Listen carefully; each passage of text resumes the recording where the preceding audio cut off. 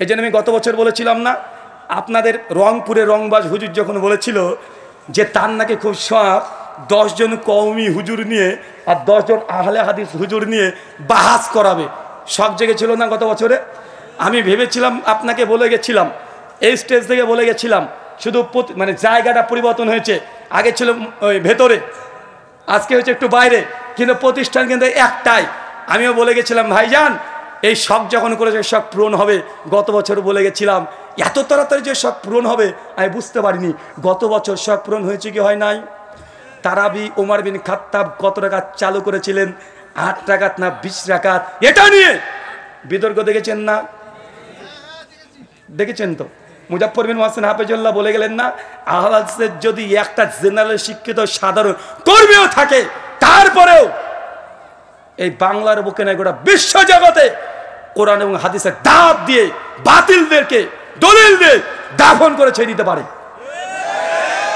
ভাই আমি আগে বলেছি আমি আলেম না, আর যদি আমাকে কেউ যদি আলেম না বলে এটার আমাকে অ্যান্টিভেনম জবাব আছে, আর যে জবাব দেব ওই জবাব ও হজম করতে পারবে না, ও বিষ্ঠে মরে যাবে। একটু দিয়েই দিই। বারবার বলে যে তুমি আলেম না। ভাই আলেমকে পৃথিবীতে দেখাও আমাকে। কে আলেম? এনাতুল আব্বাসী, উনাকে আলেম বলবেন? কিছুদিন 2 বছর আগে আলাউদ্দিন জিহাদি পরিষ্কারভাবে বলে দিয়েছে এনাতুল্লাহ আব্বাসী ও আলেম না, জাহেল। বলি না ভাইজান? আবার এনাতুল্লাহ আব্বাসী আলাউদ্দিন জিহাদিকে জাহেল বলেছে। কিউট বয় রেজাল করিম আবরার আবার চ্যালেঞ্জ করেছে আলাউদ্দিন জিহাদিকে, এক পারা যদি ফতোয় স্বামীর নেড়া আরবি টাকলা আরবি পড়ে দিতে পারে তাহলে নাকি বাহাসে জিতে দিবে। মানে আবরারের কথা অনুযায়ী এই দেখেন আলাউদ্দিন জিহাদি মূর্খ জাহেল। তো আলেমকে রে ভাই, তুমি যাকে আলেম বলছো তোমাদের গ্রুপের ব্যক্তিকে তুমি বলছো আলেম। বাংলাদেশে বর্তমান বাইতুল মুকাররমের যিনি খতিব, নাম কি? মাওলানা আব্দুল মালিক। আমি গত বছর পর্যন্ত তার নামের শেষে বলতাম হাফেজাহুল্লাহ। গত বছর পর থেকে আর বলি না। কেন বলি না? কারণ তাকে যখন প্রশ্ন করা হয়েছে আমিন প্রসঙ্গে, ভিডিওটা ভাইরাল হয়েছিল যে কিছু কিছু ব্যক্তিরা মসজিদে আমিন বলে, আমি তার ইলমের কারণে তাকে শ্রদ্ধা করতাম, তাকে ভালোবাসতাম, তার জন্য আমার প্রত্যেক আলোচনাতে আব্দুল মালিকের নাম নিলেই আমি বলতাম হাফেজাহুল্লাহ বলতাম। গত বছর থেকে বলি না, এই জন্য উনি নবী সুন্নাতকে নিয়ে এমন কটূক্তি করেছে, বোঝে সৌদি আরব থেকে কাজ করতে গিয়ে ছেলেরা সব আমিন নিয়ে আসে, আমিন করে চিৎকার মারে। নবীর সুন্নাতের সঙ্গে এটা দুশ্মনী করা হয়েছে না? তো যে নবীর সঙ্গে দুশ্মনী করবে, নবীর সুন্নাতের সঙ্গে দুশ্মনী করবে, তার সঙ্গে আমাদের কোনো সম্পর্ক, ভালোবাসার সম্পর্ক থাকতে পারে না। কেন? আপনাকে ভালোবেসেছিলাম আপনার ইলমের কারণে, কিন্তু আপনি সেই ইলমের সঙ্গে নবীর হাদিসের সঙ্গে সুন্নাতের সঙ্গে কটূক্তি করেছেন, যেই জন্য সম্মান করেছি ওই জন্যই এখন আর হাফেজাল্লাহ শব্দটা বলি না। আচ্ছা, আলেম আলেম করছে, দুটো বইয়ের নাম বলে যাই, অনেক মানে ছাত্র বন্ধুরা আছেন। একটা বইয়ের নাম হোসাইনুল হারমাইন। কি নাম বললাম? এটা মাওলানা আহমদ রেজা খান বেরলভী, সুন্নিদের প্রতিষ্ঠাতা। সুন্নি বলে হয়তো বুঝবেন না, আমরা ভারতে বলি বেরলভী। বাংলাদেশে পরিচিত বিখ্যাত নাম জিলেপি হুজুর। কি হুজুর? রেজবি জিলেপি, তাই না? লাহাবি বললেও চলে। আর একটা বই আছে আল মুহান্নাদ আলাল মুফান্নাদ। কি নাম বললাম? আল মুহান্নাদ আলাল মুফান্নাদ। সেই সময়তে আলা হযরত সুন্নিদের ইমাম আহমদ রেজা খান বেরলভী 1905-এ একটা বই লেখে। বইটা লিখেছে একসঙ্গে দেওবন্দি প্রায় 15 জন আলেমকে কাফের ভোতা দিয়েছে। কে কে লিস্টে আছে জানেন? কাসেম নানুতুবি, হোসেন আহমদ মাদানি, রশিদ আহমেদ গাঙ্গোয়ী, আশরাফ আলী থানভী। তো দেওবন্দিরা যাদেরকে মনে করে আল্লাহর ওলি, হাকিমুল উম্মাত, এর মতো আলেমা দুনিয়াতে নেই, তার যমজ ভাই বেরলভী হানাফি, তারা বলে এরা হচ্ছে কাফের। তো তুমি যাকে আল্লামা মনে করো, বেরলভীরা আল্লামা স্বীকারই করে না, কাফের বলে। আবার বেরলভীরা যাকে আল্লাহর ওলি মনে করে, আহমদ জাখানা বেরলভীকে, আহমেদ ইয়ার খান নাইমিকে, দেওবন্দিরা আবার তাদের আল মুহান্নাদ আল মুফান্নাদে বলেছে বেরলভীরা হচ্ছে শয়তানের জামাত, মানে শয়তানের দল। মানে বুঝতে পারলেন না? তো আমাকে তুমি আলেম না আলেম না পরীক্ষা করছো। তোমাদের যমজ ভাই 2 গ্রুপ, তোমরা দুজনকে তো আলম স্বীকার করো না। এলাতুল্লাহ আব্বাসী বলে লুৎফর রহমান ফারাজি জাহেল, মূর্খ, কিছু জানে না। আবার লুৎফর রহমান ফারাজি এনায়েতুল্লাহ আব্বাসী বলে এ জাহেল, এ কিছু জানে না, এ হচ্ছে গাবগাছি। ভাই বলে কি বলেন না? কথা বলেন তো। ভাই আমি যদি মদিনা ইউনিভার্সিটি থেকে সনদ নিয়েও আসি, আমি যদি দেওবন্দ থেকে সনদ নিয়েও আসি, তারপরে তোমাকে আলেম স্বীকার করবে বলো, তাহলে আমি কাল থেকে বক্তব্য ছেড়ে দিয়ে দেওবন্দে গিয়ে ভর্তি হয়ে যাব। কিন্তু আমার মানহাজ আকীদা থাকবে আহলে হাদিস, আমাকে স্বীকার করে নেবে তারা? কথা বলেন। আমি দেওবন্দ থেকে 10 বছর পড়বো দরকার হয়, যদি তোমার সার্টিফিকেটের প্রয়োজন হয়, যদি আমাকে একাডেমিক্যালি পড়া যদি তোমার জন্য যোগ্য মনে হয়, তাহলে আমাদের এই যে মুকাররম বিন মোহসেন হাফেজাহুল্লাহ আল মাদানী তিনি আছেন, তার কথা হলো মেনে নাও। তিনি তো বলছেন শহরের বেদাত করছে কেন? তাহলে উনি তো আলেম না? কথা বলেন। শেখ মতিউর রহমান মাদানী হাফেজাহুল্লাহ তৌহিদ শিরকের বিরুদ্ধে এত কথা বলেছেন, অনেক কথা বলেছেন। তিনি তো হানাফি মাদ্রাসায় পড়েছেন, তিনি তো আবার মদিনাতে দীর্ঘদিন ধরে পড়ছেন, দাস দিচ্ছেন। আমি আলেম না, তিনি তো আলেম, তার কথাগুলো মেনে নাও। মানবা না কেন? কারণ তোমার বাপের বিরুদ্ধে যায়, তাই তোমার বাবার বিরুদ্ধে চলে যায়। মানে তোমার ফিরকার ও যদি চাহে নয়, ও পরে কাল ও অনেক বড় আল্লামা, আর বিরোধী দল ওদের দলে যদি আল্লামা থাকে, তোমার বিরুদ্ধে গেলে তুই তাকে জাহেল বলতে দাও, তা আমার ডিগ্রি আর থাক আর না থাক যাই আসে না। কথা বোঝেননি মনে হয়? আমার ডিগ্রি থাকলেও তুমি মানবে না। আমি যে 10 বার দাওরা পাস করি, তারপর তুমি আমার কথা মানবে না। তাই তোমার কাছে ডিগ্রি দেখছে 5 পয়সা লাভ নাই। যদি প্রয়োজন হয় মাঠে আসো। তোমাকে দেখানো হয়েছে গত বছর, অনেকে বলছে যে ব্রাদার রাহুলের সঙ্গে ডিবেট করব না। কেন করব না? তো ওই যে জেনারেল শিক্ষিত সাধারণ মানুষ, তো আমি তো বলেছি যে পৃথিবীতে আলেম কেউ নাই, সবাই সবাইকে জাহিলি মনে করে, সবাই সবাইকে জাহিল মনে করে। তো তুমি যদি আমার সঙ্গে ডিবেট করতে না চাও, আমি আর একটা মেসেজ দিয়ে যাই আপনাকে, তোমরা যেসব আলেমের সঙ্গে আলোচনা করেছো সেই আলেমেরদের সঙ্গে ডিবেট দেখবা, ওই 10,000, 20,000, 15,000-এর বেশি ভিউ হয় না। হয় না কি? কথা বলেন। গত বছর তারাবির ডিবেট হয়েছে, আমিও অবাক। শুধুমাত্র আমার ফেসবুক লাইভে ছিল প্রায় 65,000 মানুষ ওয়াচিং ছিল আমার ফেসবুক থেকে, ইউটিউব থেকে 20,000 প্লাস। আর ওই প্রতিপক্ষ যিনি ছিলেন উস্তাজ আলী হোসেন ওসামা, তার পেজ থেকে 35,000 লাইভে মানুষ দেখতে, প্রায় একসঙ্গে এট এ টাইম 1,15,000 ডাইরেক্ট বাংলার মানুষ দেখছে। তার মানে মানুষ আমাকে পছন্দ করে, তার মানে মানুষ আমার সঙ্গে তোমাদের ডিবেট দেখতে চায়। আলেমের সঙ্গে আলেমের ডিবেট এর আগে হয়েছে বাংলাদেশে, অনেকবার হয়েছে, হয়েছে না? হয়েছে। অতজন মানুষের আকাঙ্ক্ষিত ছিল না, মানুষ অত দেখারও আগ্রহ ছিল না। কিন্তু ব্রাদার রাহুলের সঙ্গে যখন ডিবেট হয়েছে, কমপক্ষে একসঙ্গে 1,10,000 বাংলাদেশে যতগুলো সোশ্যাল মিডিয়া প্ল্যাটফর্ম আছে সবচেয়ে রেকর্ড, একসঙ্গে 1,10,000 মানুষ ওয়াচিং। এটা জিন্দেগিতে হয়নি। হয়েছে? কথা বলেন, দেখান। তার মানে চাচ্ছে, বাংলার জনতা চাচ্ছে ব্রাদার রাহুলের সঙ্গে ওই দেওবন্দি বা বেরলবি তাদের আরো ডিবেট হোক। চান কি চান না? জি।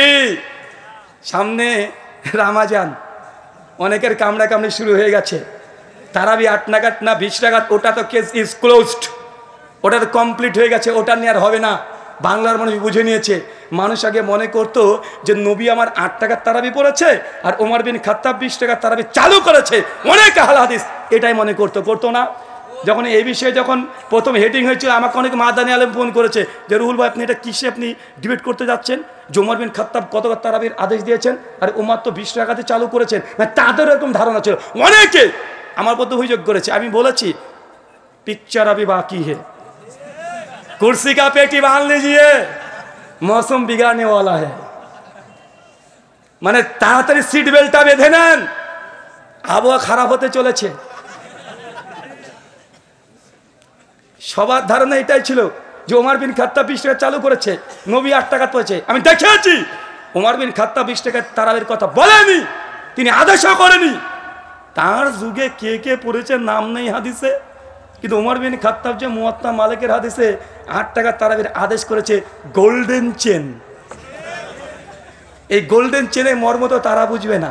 বাদরের গলায় যদি সোনা বা মুক্তার যদি চেন লাগিয়ে দেন, ও তো ছিঁড়ে ফেলবে না। আর তার ছেঁড়া চেন নিয়েও খুশি হবে, কেননা 20 টাকা ওমর বিন খাত্তাব যে চালু করেছে, যে হাদিস মুসনাদ থেকে দিয়েছে, আমরা প্রমাণ করে দেখিয়ে দিয়েছি ওই হাদিস মুনকাতে, মানে সনদ বিচ্ছিন্ন, মানে ছেঁড়া চেন। কোথায় আমার সোনার চেন, কোথায় তোমার ছেঁড়া চেন? ছেঁড়া চেন নিয়ে খুশি, তুমি খুশি থাকো। তবে আর একটা বাকি আছে, রামাজান, ফিতরা, টাকা না খাওয়ার, কোনটা সুন্নাত? দিবে চান? কার সঙ্গে চান? প্রতিপক্ষকে? হ্যাঁ, কিউট ভাই বাবা ভোটে কিউট ভাইয়ের নাম এসেছে। কিউট ভাই তোমাকে চাচ্ছে রমাজানে, ফিতরা টাকা না খাবার, রেডি? রেডি তো আপনারা? আচ্ছা উনি বলবেন যে না উনি জেনারেল আর ও হচ্ছে মিনারেল, ও হচ্ছে মিনারেল। কি কথা বলেন? মিনারেল আর আমরা হচ্ছে জেনারেল। তো ভাই জেনারেলের কাছে একবার তো এসেছিল না? ডিবেটটার নাম দিতে হবে না, দাও আলোচনা, দাও পর্যালোচনা, দাও মিটিং, দাও বৈঠক, যা ইচ্ছা তাই নাম দিয়ে দাও, তাও কোনো সমস্যা নেই। যে লাউ সেই কদু, কথা বুঝলেন না? মানে পেস্টিজে বাঁধে, বলছে ডিবেট নামে যা যাবে না, কি নামে আসতে হবে? পর্যালোচনা। তাই আসো, যে পারে সব জায়গায় পারে, তাই না? যে পারে সে সব জায়গায় পারে। আহলে হাদিস জনতা চাচ্ছে এবছর রমজান মাসে ফিতরার আগে ফিতরার টাকা দেয়া সুন্নাত না খাবার দেয়া সুন্নাত, এই মাসালায় যত দেবন্দি বাংলাদেশে আছে, ইন্ডিয়াতে আছে, সুন্নি বেরলবি যা আছে সবাই না ভাবতে পারে সবাইকে হয়তো চ্যালেঞ্জ করব, অত নিচে আমরা নামতে পারবো না। সুরের সঙ্গে লড়াই করার জন্য ওই নর্দমায় নেমে কাদা মাখতে রাজি নই। যারা মূল স্ট্রিম আছেন তারা আসেন, আর যদি মনে করেন যে না আমার ডিবেট করার জন্য ইজাজত লাগবে, এখানে মাদানী সাহেব আছে, তিনার সম্মতি নিয়েই এই বিতর্ক হবে। চান কি চান না? কথা বলেন। 1 cute boy, 2 play boy, 3 night boy. নামগুলো জানা আছে তো? কিউট বয় কে বলেন তো? সবাই তো জেনে নিয়েছেন। নাইট বয় কে? ওই যে রাত্রিবেলা চশমা পরে, অটো তালাক বউ করে দেয়, আমি ঘরে থাকবো বউ নিয়ে আমার বউকে তালাক দিয়ে দেয়। এদের তো চরিত্র খুব ভালো না, কথা বুঝলেন না ভাইজান? 3 নম্বর প্লে বয়, রংপুরে রংবাজ হুজুর, গত বছর থেকে ভ্যানিশ, আর নাই। আর দেখা যায় আল্লাহ নাকি ইহুদিদের বিরুদ্ধে কথা বলে না, ফিলিস্তিনের যুদ্ধের জন্য কথা বলে না। গত বছর 5ই আগস্টে যা ঘটে গেছে, ওই প্লে বয়কে মাঠে দেখা যায় না, ও ঘুমিয়েছিল। ফেসবুকে দেখেছেন, আন্দোলন করতে দেখেছেন, রাস্তাতে নামতে দেখেছেন, কোন জায়গায় গিয়েছে না? বেটা ফিলিস্তিনের যুদ্ধ করতে যাবে তোমার নিজের মাতৃভূমিতে, ছেলেরা রক্ত দিয়েছে রংপুরে অনেকেই, তারপরে তার পাতো দূরের কথা পাঞ্জাবে দেখা যায়নি, দেখা গিয়েছে। তোমরা কত বড় মুজাহিদ বাংলার মানুষ দেখে নিয়েছে, ভয়ে ঘাপটি মেরে ফেসবুকে একটা কমেন্ট করার সাহস পায় নাই। বরং কিছু কিছু মানুষ রটিয়ে দিয়েছিল সেই সময় ওই প্লে বয় ও নাকি গুম করে নিয়ে চলে গেছে। 2 দিন পর ফেসবুকে এসে বলছে একটা গুজব কেউ ছড়াবেন না। সেই সময় দেখবেন 5ই আগস্টে পোস্ট করেছিল গুজব কেউ ছড়াবেন না। অনেকে ভাবছেন আমি ওই আদনান না নাদান, মানে শিশু বাচ্চা, ওই নাদান ও নিজে পোস্ট করে বলে দিচ্ছে যে দেখেন আমাকে কেউ গুম করেনি, আমি সুস্থ আছি, স্বাভাবিক আছি, আমি এই মুহূর্তে কোরআন এবং হাদিসের অনেক গভীর মুতালা করছি। বেটা বাংলাদেশ যাচ্ছে ভেসে আর তুমি মুতালা করছো। তোমার এই মুজাহিদ দেবেন, তার পোস্ট আছে, যদি আমার বক্তব্য শুনে পোস্ট ডিলিট না করে দেয় এখন স্ক্রিনশট মেরে রেখে দেয়, কারণ বিশ্বাস নেই তাদেরকে, ডিলিট করে দিতে পারে। সম্মানিত সুধী, তার মানে আমরা বুঝলাম বাংলার মানুষ চাই যে তারা আমাদের সঙ্গে আসুক। নামও যে 3 জনে বলে দিয়েছি, কয়েকটা নাম নতুন যুক্ত হবে এবছরে। তার মধ্যে একটা আরিফ বিন হাবিব, খুব ফটর করেছিল, বেটা বলেছে 1264 হিজরির আগে নাকি কেউ 8 টাকা তারাবি এই আন্দোলন নাকি ছিল না। আমি তোমাকে চ্যালেঞ্জ করে বলেছি মায়ের যদি দুধ খেয়ে থাকো 1284 হিজরির আগে তারাবি তাহাজ্জুদ আলাদা নামাজ একটা দলিল তোমার বাপের ঘর থেকে হলে দিয়ে যাবে। এটা 1264 হিজরির আগে 84 হিজরির আগে কেউ দাবি করেনি, কেউ না। যদি বুকে দাম থাকে তারাবি না তাহাজ্জুদ একই নামাজ না ভিন্ন নামাজ, এই বাহাসে আরিফ বিন হাবিব ওয়েলকাম, চলে আসো, রাজি আছি। তুমি আবার বলো না জানো যে জেনারেল, কারণ তুমি একাধিক আলোচনা তো বলেছো যে তুমি যে মসজিদে খুতবা দাও, যে মসজিদে আলোচনা করো, মাঝে মাঝে আহলে হাদিস ছেলেরা ছোকরারা নাকি গিয়ে বলতেন বা বলেন যে আপনারা কেন বুকের উপরে হাত নাভি নিচে হাত বাঁধেন, বুকের উপরে হাত বাঁধা হাদিস নাকি সহি, তুমি নাকি বলে অ্যাস খুলে সব খুলে হাদিস থেকে বুঝিয়ে দাও। বেটা আমি আহলে হাদিস আসো, একবার বুঝাতে আসো। তারাবি তাহাজ্জুদ এক নামাজ না ভিন্ন নামাজ? রমজান মাস কেননা আগে থেকে তারা সোরগুলো পাকিয়ে দিয়েছে। আর আমি আগে বলেছি ভালো হতে চাই, কিন্তু এই হুজুররা আমাকে ভালো হতে দেয় না।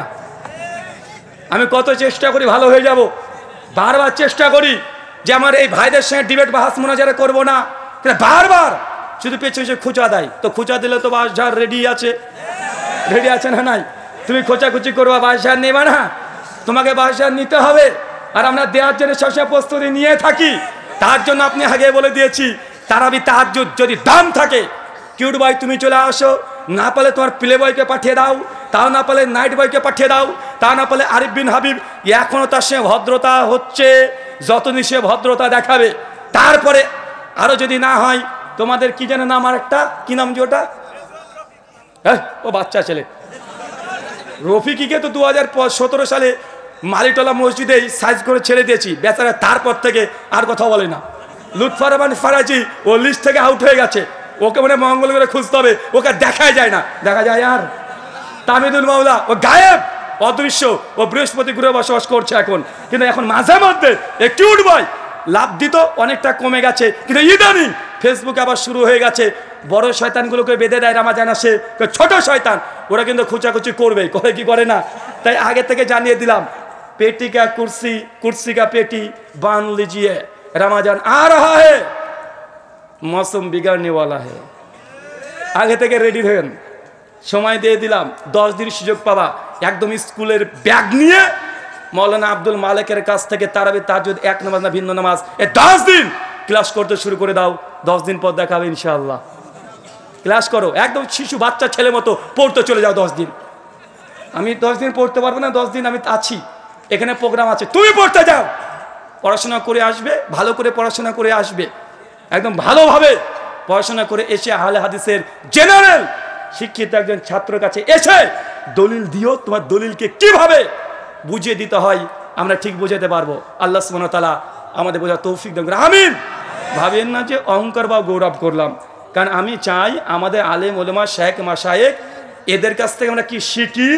শেখদের ডিবেটের জন্য আমি বলি, বারবার বলি, কোনো শেখ মাশায়েখ তারা যেন ডিবেটে না যায়। আরে আমরা আছি, ওরকম ছুঁচো মারতে কামান ব্যবহার করার দরকার নাই, মশা মেরে হাত গন্ধ করার দরকার নেই, ওই সব গন্ধ কীটগুলোকে মারার জন্য আমরাই যথেষ্ট আছি। যে কোনো এই কয়জন আসুক, হ্যাঁ ওই যে আলাউদ্দিন জিহাদি চাচু, চাচি গায়া, শফিক হাশেমি না, হ্যাঁ শফিক হাশেমি, উনি তো বলে রফুলেদের নাকি এক্সপায়ার হয়ে গেছে, মানে আগে ছিল এখন আর চলে না। বসে রাখো একবার, শফিক হাশেমি হিসাবে একবার বসে রাখেন, চ্যালেঞ্জ করলাম, একবার রফুলেন কি মানসুক এই মাসালে বসে রাখেন, বাংলার মানুষকে জানতে দেন তারা কোন হাদিসের প্রতি আমল করে। বাংলার মানুষের জানার অধিকার আছে না নাই? কতদিন আর চাপাবাজি চলবে? মাযহাবের নামে কতদিন চাপাবাজি চলবে? জোর গলে বলছে যে আমাদের ইমাম আবু হানিফা এক ইশাতে ওযু করতেন, ফজর পর্যন্ত এক ওযুতে নামাজ পড়তেন। কত বড় ইমাম তুমি দেখেছো? আহলে হাদিসরা তাকে বারে মানে না, বলে কি বলে না? আমি শুধু এই কথা বলেছি, আমার সাদা মনে সাদা প্রশ্ন, সাদা মনে কোনো কালো দাগ নাই। প্রশ্ন আমার, বলেন তো এশা থেকে ফজর যদি এক ওযুতে নামাজ পড়ে, এই একদিন দুই দিন নয়, টানা 40 বছর, 40 বছরে কি একটু হাগু চাপায়নি রাত্রিবেলাতে? বড় আলেম শায়েখ আমাদের তাজ ইমাম আবু হানিফা রাহিমাহুল্লাহ, তার সামনে এরকম কথা বলতে চায় না। আচ্ছা হলো না, ধরেন বুজুর্গ মানুষ, একটু ফুসফাস 19, 20, 20, 21, 22 তো হওয়ার কথা, তাও হয়নি, মেনে নিলাম, না হতে পারে, আল্লাহর অলি মানুষ। আচ্ছা এই 40 বছর কি স্ত্রীর কাছে যাওয়া লাগেনি? স্ত্রী কি হক নাই? স্ত্রী কি এত বড়, উনি আবার কত বড় আল্লাহর অলি ছিল কে জানে? 40 বছর স্ত্রীর কাছে যাওয়া লাগেনি। একজন টুক করে বলছে, ভাই শুধু কি রাত্রেবেলা স্ত্রী হক আদায় করবে, দিনে কি করা যায় না নাকি? আমি বলেছি ফতোয়া স্বামী 27 নম্বর পৃষ্ঠায় তারপরে লিখে দিয়েছে, ফাজলে আমলের করাচি পাকিস্তান থেকে ছাপা 360 নম্বর পৃষ্ঠায় ওখানে লিখে দিয়েছে, ইমাম আবু হানিফা রাহিমাহুল্লাহ 50 বছর টানা দিনে রোজা রাখতো, দিন শেষ, ওইদিকে রাত শেষ, এদিকে দিন শেষ। আমার এটা প্রশ্ন না, এটা ইলমি প্রশ্ন। যারা শিক্ষক উস্তাদ ছাত্র আছেন, আচ্ছা বলেন তো তাহাজ্জুদ নামাজ কাকে বলে? ঘুম থেকে উঠে যে নামাজ পড়া হয় এটাই তো তাহাজ্জুদ।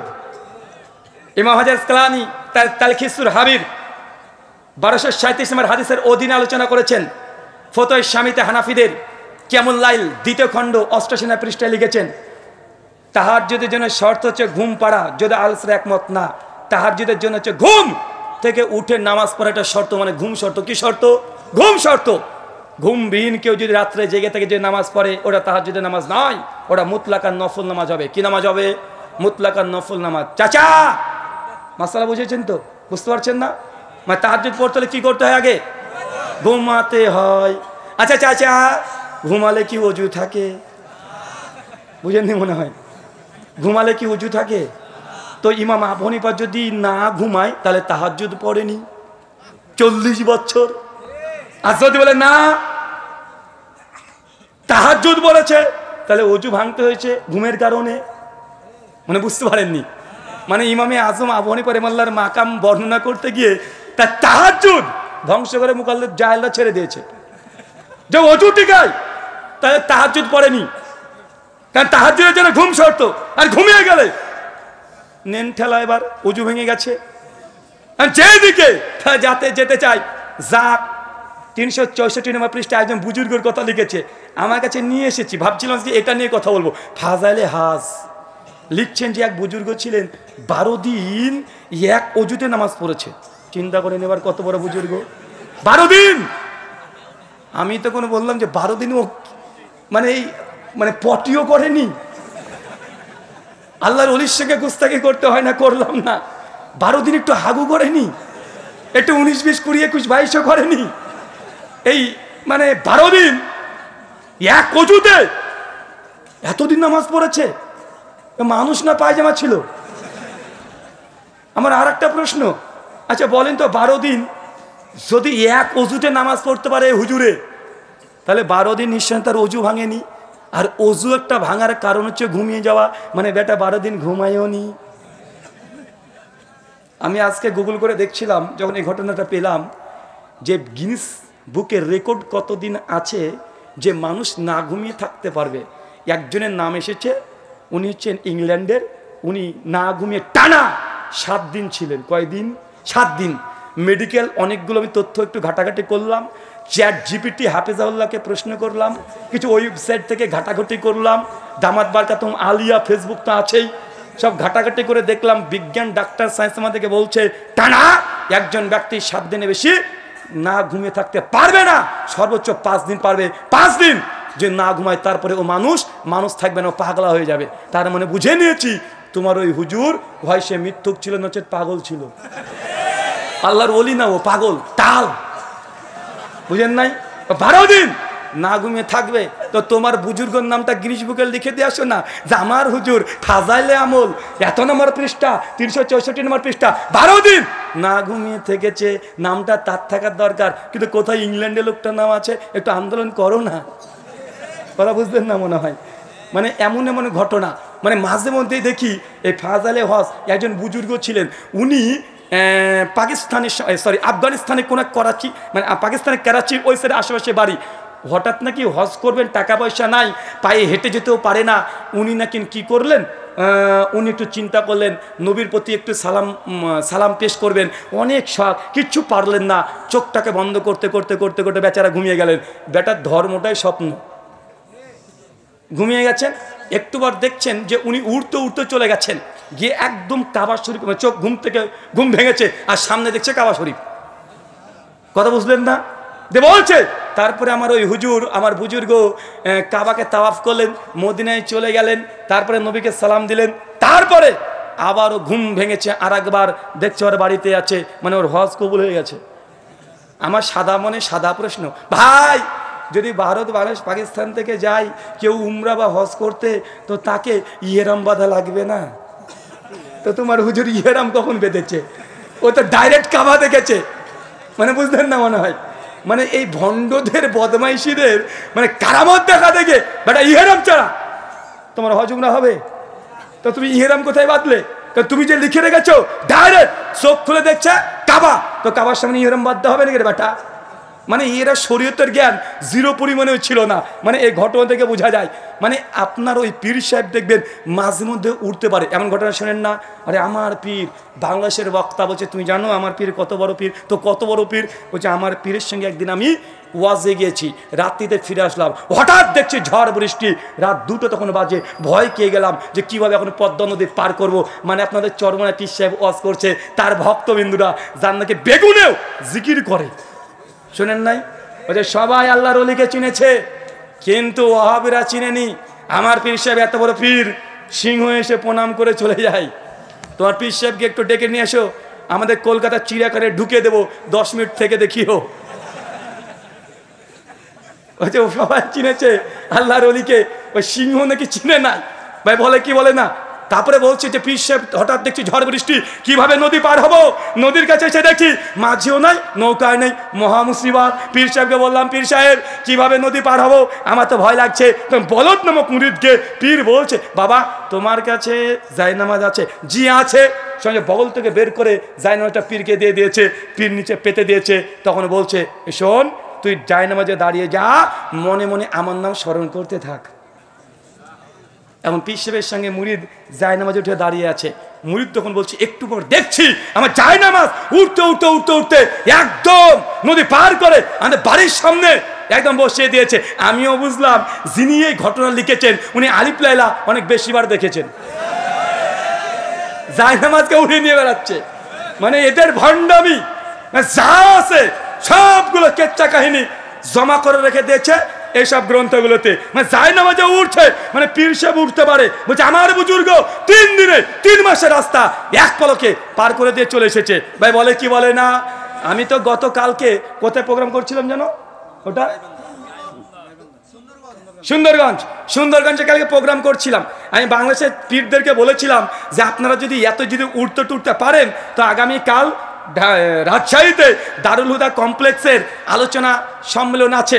তো গোটা বাংলাদেশের যত পীর আছে সবাইকে আমি চ্যালেঞ্জ করেছি, এই চ্যালেঞ্জ পীর সাহেবের মরা পর্যন্ত, আমার মৃত্যু পর্যন্ত না, তার মরা পর্যন্ত কিছু করব না।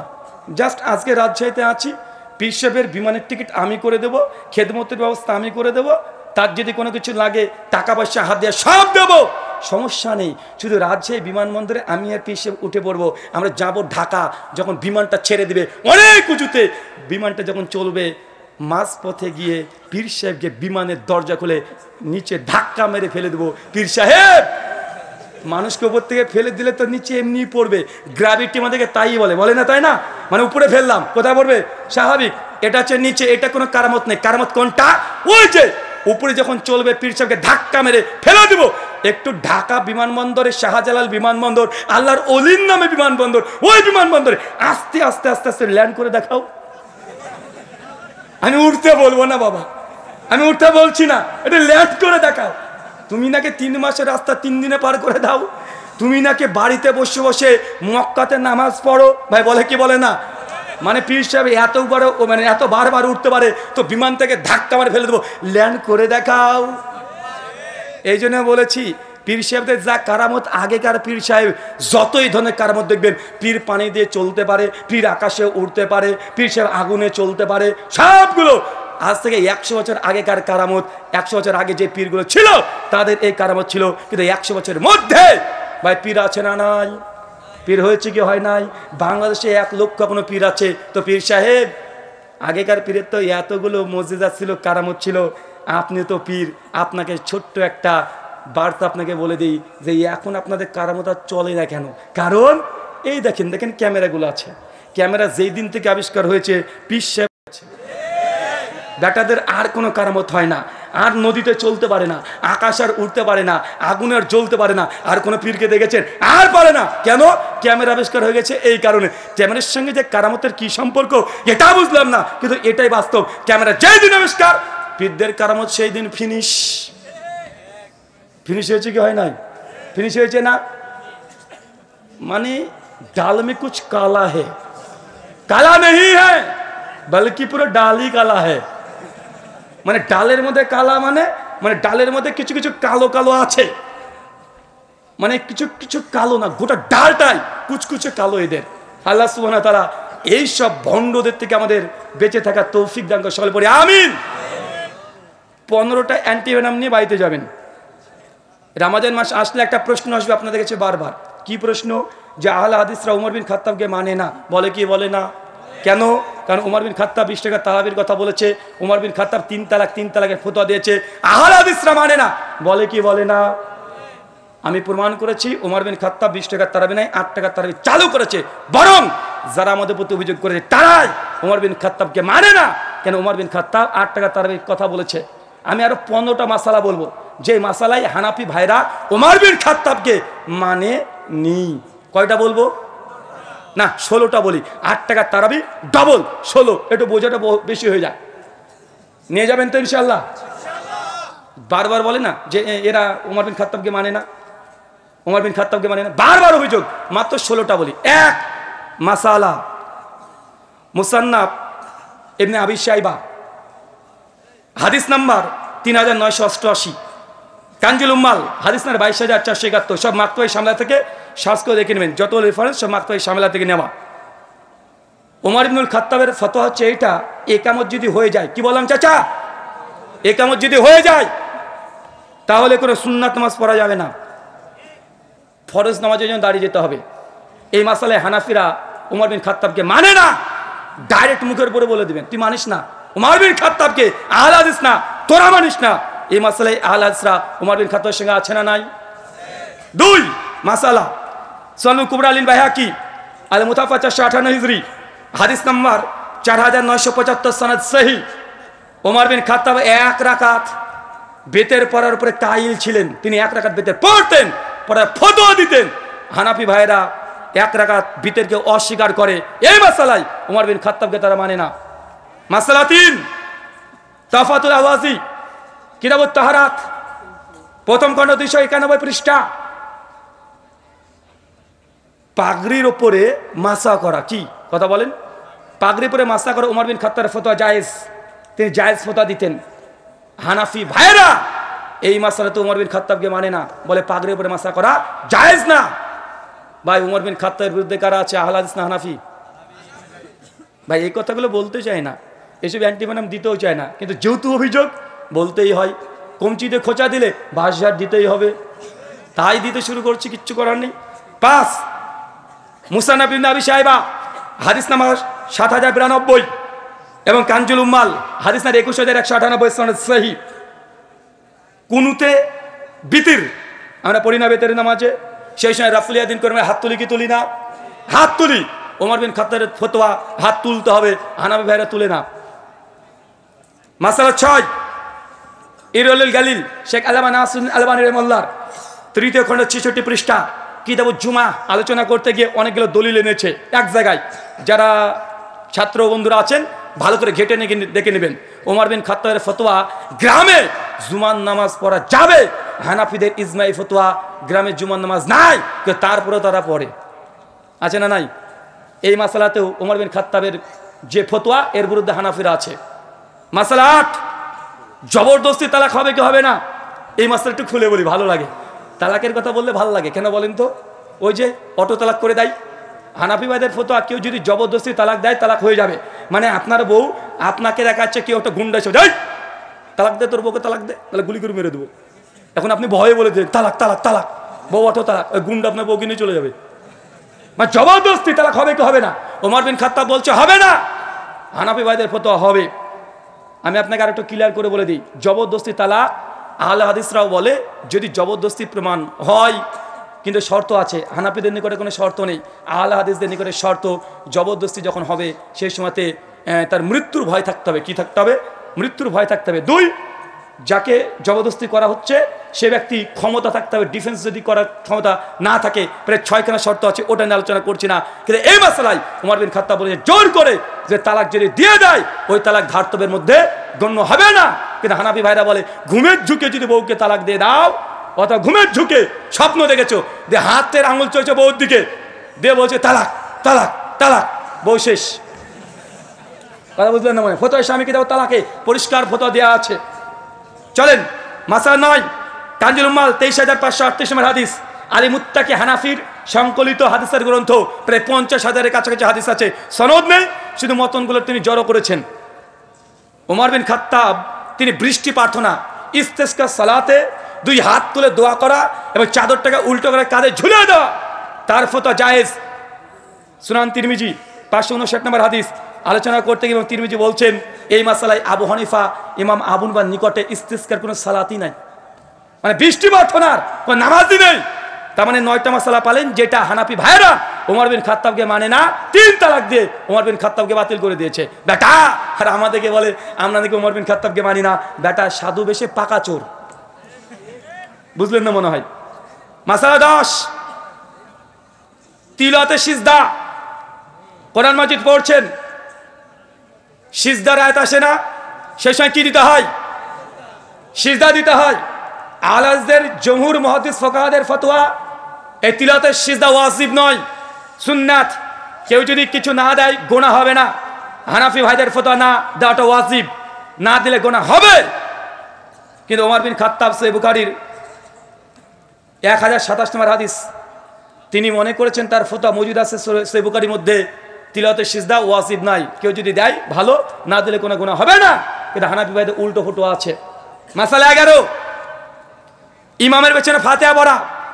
ইমাম বুখারী জুজুল কিরাত ফিস সালাহ হাদিস নাম্বার 165, ইমাম দারাকুতনির সুনান দারাকুতনি বাবুল কিরাতের 2 নম্বর হাদিস, সুনান কুবরা আলিল বাইহাকি হাদিস নাম্বার 1665, ওমর বিন খাত্তাবের স্পষ্ট ফতোয়া মজুদ আছে এবং তার আমলও প্রমাণিত আছে। ইমামের পেছনে মুক্তাদি ফাতিহা পড়বে, কিন্তু হানাফি ভাইরা বললে পড়লে মুখে নাকি আগুন ঢুকে দিতে হবে। তার মানে এই মাসালায় কি হলো কথা বলেন? রামাজান মাস শুধু বলবে ওমর বিন খাত্তাবকে মানে না। বেটা এই 15 মাসালা মেনে দেখাও। মাসালা নাম্বার 12, সূরা হাজ। সূরা হাজে কয়টা সিজদার আয়াত আছে? কয়টা? 2টা। হানাফি ভাইদের নুসখাগুলো দেখবেন একটা। কয়টা আছে? একটা। মুসনাদ ইবনে আবি শাইবা হাদিস না 4318 সেই সনদে প্রমাণিত আছে, ওমর বিন খাত্তাব বলেছেন সূরা হাজের মধ্যে 2খানা সিজদার আয়াত আছে। এটা ওমর বিন খাত্তাবের ফতোয়া। হানাফি ভাইরা একে ওমর বিন খাত্তাবকে মানে না। মাসালা নাম্বার 13, লাস্টে একটা সুন্দর ঘটনা আছে। 18 বয়স প্লাস তাদের, যারা বয়স্ক আছেন তারা থেকে যান, বাচ্চা যারা আছেন চলে যান। লাস্টের দিকে 18 প্লাস।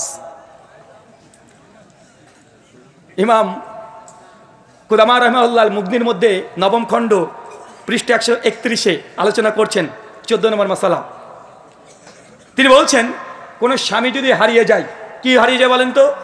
এই যে আয়না ঘর করেছিল না, আয়না ঘর, এই আয়না ঘরে স্বামী কি এখন মারা গেছে, না স্বামী হারিয়ে গেছে, না স্বামী কোথায় আছে?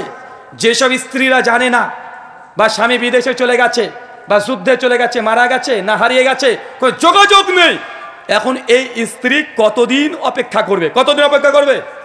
কতদিন? ওমর বিন খাত্তাবের ফতোয়া নকল করেছে ইমাম কুদামাল মুগনিতে 4 বছর। কয় বছর? 4 বছর। তারপরে মেয়েটা 4 মাস 10 দিন ইদ্যত পালন করে অন্য জায়গাতে বিয়ে করতে পারবে। আশরাফ আলী থানভী বেহেশতির জোয়ার তালাক অধ্যায়ের আলোচনা করতে গিয়ে বলছেন, কোন স্বামী যদি হারিয়ে যায় বা খুঁজে পাওয়া না যায়, তাহলে ওই মেয়েটি 120 বছর অপেক্ষা করবে। কত বছর? 120 বছর। এখন বলেন তো, 120 বছর অপেক্ষা করবে মেয়েটা, তারপরে বিয়ে করবে কার সঙ্গে? কবরে। মেয়েটাকে এখন কবরে গিয়ে বিয়ে করবে? আর তারপরে ফতোয়া স্বামীতে বলছে 120 বছর পরে বিয়ে করবে, তবে কোনো হানাফি আলেমকে দিয়ে নয়, কোনো মালিকি বা শাফিদের আলেমকে দিয়ে। কথা মনে বুঝতে পারলেন না? কেন বলছেন? হানাফি মাযহাবে কতদিন থাকতে হবে কোনো স্পষ্ট দলিল নাই। এটা আমরা অন্য মাযহাব থেকে ধার করে নিয়ে এসেছি। তাই যে মাযহাবের ফতোয়া নিয়েছে সেই মাযহাবের ইমাম দিয়ে তাদের বিয়ে পড়িয়ে দিতে হবে। তার মানে আয়না ঘরে যারা ছিল নতুন করে এসে আবার মানে সংসার করছে, হানাফিদের ফতোয়া অনুযায়ী জায়েজ না, ও বউটাকে 120 বছর অপেক্ষা করতে হবে। কত বছর? কিন্তু ওমর বিন খাত্তাব বলছে 4 বছর পরে মেয়েটা সিদ্ধান্ত নিতে পারবে সে স্বামীর সংসার রাখবে না সে বিচ্ছিন্ন হয়ে যাবে। চাইলে সারা জীবন না বিয়ে করে থাকতে পারে, কিন্তু মেয়ে যদি চায় দ্বিতীয় কোনো বিয়ে করবো, 4 বছর অপেক্ষা। কত বছর? 4 বছর। মাসালা নাম্বার 14, মুসনাদ ইবনে আবি শাইবা 37344 নম্বর হাদিস। ওমর বিন খাত্তাব বলেছেন হিল্লা বিয়ে। কি বিয়ে? হিল্লা বুঝেন? বুঝেন না? ওই যে কয়দিন আগে মসজিদে কি একটা যেন কে করেছিল না, বাচ্চা ছেলে, বুঝবে না। হিল্লা বিয়ে মানে আপনি কাউকে ঘুমের যুগে বলে দিয়েছেন তালাক তালাক তালাক, এখন বউ এখন হয়ে গেছে অটো তালাক। এখন হুজুর বলেছে কি যে না, আর তো নতুন করে তো ওই স্বামীর সঙ্গে সংসার করা যাবে না, তবে একটা রাস্তা আছে যে তুমি আমার সঙ্গে 2 রাত থেকে যাও, 2 দিনকার বিয়ে, 2 দিন রাত্রে বিয়ে করবে, বিয়ে করে ওই মেয়েটার সঙ্গে শারীরিক সম্পর্ক করবে। শারীরিক সম্পর্ক কিভাবে করবে পিছনে দেখি আগে, হবে না, বলা যাবে না। বাহারুর রায় খোদাই স্বামীতে আছে, শুধু বিয়ে করলেই হিল্লা হবে না, বরং হিল্লা হওয়ার জন্য শর্ত আছে। কি শর্ত আছে এটার বলা যাবে না, মানে ভয়ঙ্কর শর্ত। মাদানী সাহেব যান,